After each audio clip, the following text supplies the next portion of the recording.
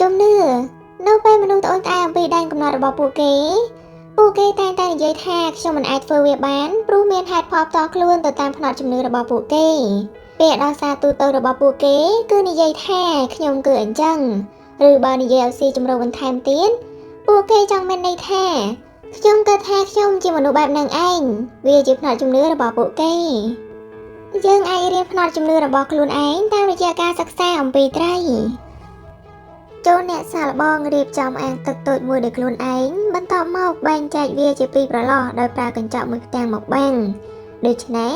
ឥឡូវនេះអ្នកមានបន្ទប់ពីរសម្រាប់ត្រីឥឡូវចូលអ្នករកត្រីពីរប្រភេទដែលប្រភេទទី1ដាក់ឈ្មោះវាថាបារី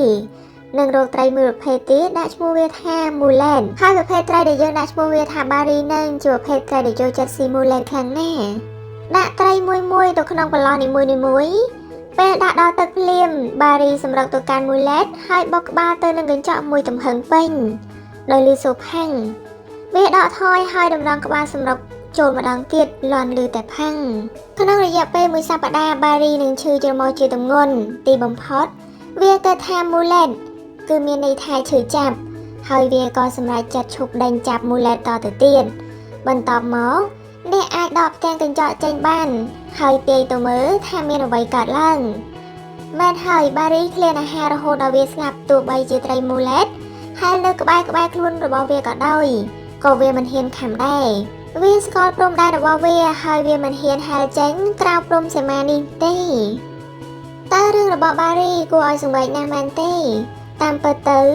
រឿងនេះឆ្លុះបញ្ចាំងការពិតដែលកើតឡើងលើមនុស្សយើងសឹងតែគ្រប់គ្នាយើងមិនហ៊ានរត់ទៅជល់នឹងផ្ទាំងកញ្ចក់ដោយត្រីបារីទេតែយើងចូលចិត្តរត់ទៅរកគ្រូឪពុកម្ដាយនិងមិត្តភក្តិណាដែលចូលចិត្តប្រាប់យើងថាយើងមានដែនកំណត់ប៉ុណ្នេះឬប៉ុណ្នោះហើយប្រាប់តែអំពីអ្វីដែលយើងអាចធ្វើបានតែប៉ុណ្ណោះកាន់តែអាក្រក់នោះគឺទីបំផុតទៅយើងធ្វើឲ្យទស្សនៈរបស់ពួកគេคล้ายជាផ្នត់ជំនឿរបស់យើងជំនឿរបស់យើងគឺជាព្រំដែនសីមារបស់យើងនឹងឯងមានន័យថាជំនឿរបស់យើងធំប៉ុណ្ណាព្រំដែនរបស់យើងគឺធំប៉ុណ្នោះហើយរឿងដែលគួរឲ្យខ្លាចថែមទៀតនោះគឺយើងការពារវាថាត្រឹមត្រូវនិងមិនហ៊ានបោះជំហានចេញអំពីវាឡើយដូចជាសត្វអណ្ដើកដែលមិនហ៊ានចេញអំពីស្នូងបើប្រៀបធៀបទៅរឿងរបស់បារីហើយនឹងមូឡែតមុនហ្នឹងគឺប្រៀបដូចជាយើងបង្កើតទ្រង់កញ្ចក់មួយឲ្យខ្លួនឯងហើយទីបំផុតយើងទទួលជឿថាវាគឺជាការពិតរបស់ខ្លួន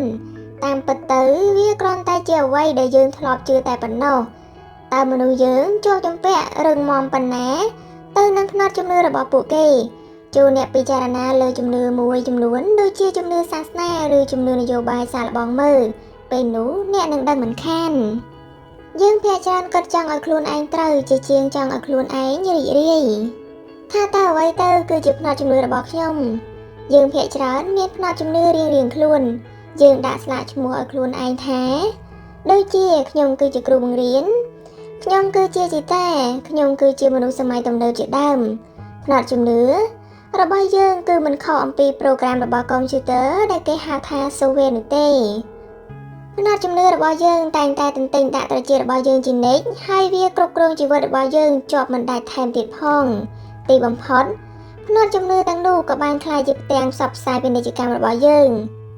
ស្ពាយវាទៅកាន់កន្លែងការងារយើងស្ពាយវាទៅកាន់កន្លែងលំហែកាយនៅពេលទៅដល់កន្លែងជប់លៀងយើងដកវាចេញមកខាងក្រៅខ្ញុំគឺជាស្ត្រីមេម៉ាយខ្ញុំគឺជាក្មេងដែលត្រូវបានគេរំលោភខ្ញុំកំពុងស្ថិតលើផ្លូវកាយជាអ្នកបួសជាដើមយើងចំណាយពេលវេលាភាគច្រើននៃជីវិតដើម្បីប្រព្រឹត្តខ្លួនឯងឲ្យដូចនឹងផ្នត់ជំនឿទាំងនោះយើងតែងឡានសម្លៀកបំពាក់ហើយជ្រើសរើសមិត្តភក្តិណាដែលត្រូវទៅតាមផ្នត់ជំនឿនេះឧទាហរណ៍ជីមគឺជាដុកទ័រម្នាក់គាត់ប្រាប់ខ្លួនឯងថាខ្ញុំត្រូវតែធ្វើខ្លួនឲ្យដូចជាដុកទ័រហើយនិយាយឲ្យដូចជាដុកទ័រ